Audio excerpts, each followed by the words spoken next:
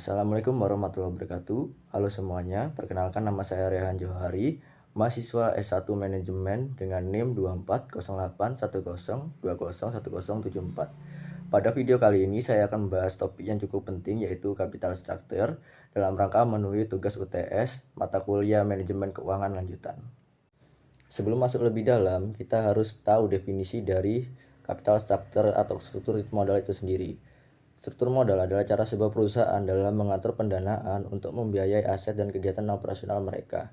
Secara sederhana, capital structure itu perbandingan dana yang diperoleh dari hasil berutang dan dari modal sendiri. Jadi perusahaan mencari titik optimal dari keduanya.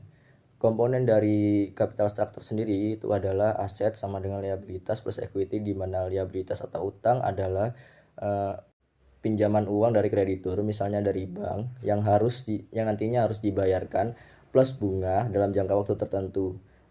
Equity atau saham itu dibagi menjadi dua, yaitu saham biasa dan saham preferen.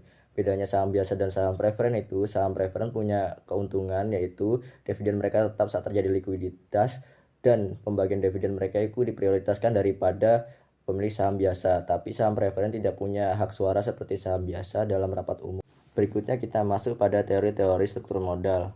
Teori pertama yaitu pendekatan tradisional yang menyatakan jika terdapat satu kombinasi paling optimal antara utang dan modal sendiri yang dapat mempengaruhi nilai perusahaan.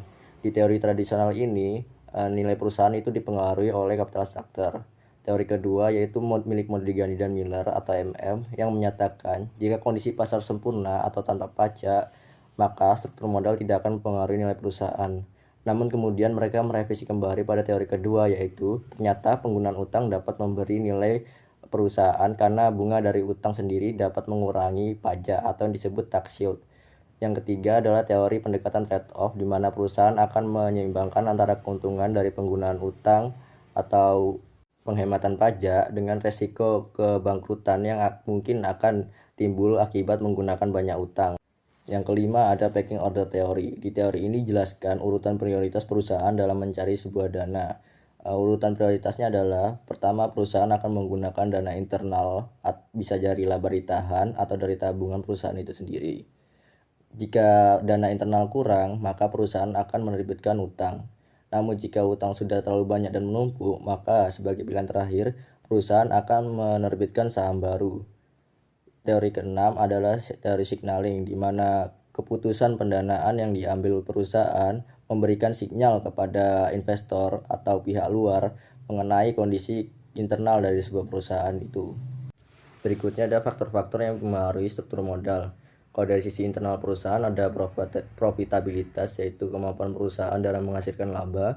Yang kedua ada tangibilitas aset, yaitu jumlah aset berwujud yang dapat dijadikan jaminan saat melakukan utang. Yang keempat ada ukuran perusahaan atau firm size, yaitu besar kecilnya skala operasional dari sebuah perusahaan. Yang keempat adalah peluang pertumbuhan atau growth opportunities, yaitu potensi berkembangnya perusahaan di masa depan.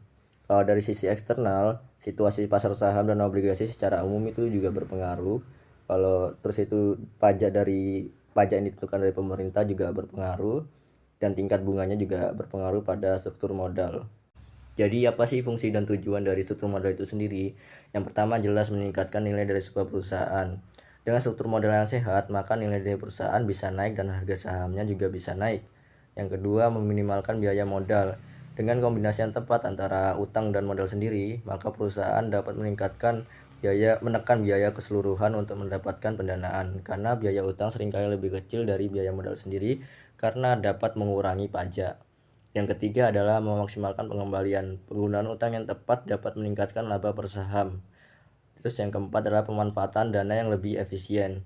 Memastikan dana yang tersedia digunakan secara optimal. Yang kelima, menjaga fleksibilitas dan solvabilitas, yaitu menjaga kemampuan perusahaan membayar utang jangka panjang. Yang terakhir, bisa meminimalkan risiko keuangan dengan melindungi perusahaan dari risiko gagal bayar. Jadi kesimpulannya, struktur modal merupakan kunci penting dalam pengelolaan keuangan perusahaan karena menentukan bagaimana pendanaan diperoleh dan digunakan secara efisien. Dengan komposisi pendanaan yang tepat, perusahaan dapat menekan biaya modal, meningkatkan nilai, serta menjaga stabilitas dan fleksibilitas keuangan. Keputusan ini dipengaruhi oleh kondisi internal perusahaan dan situasi eksternal, sehingga manajemen harus mampu menyeimbangkan manfaat dan risiko untuk mendukung pertumbuhan jangka panjang.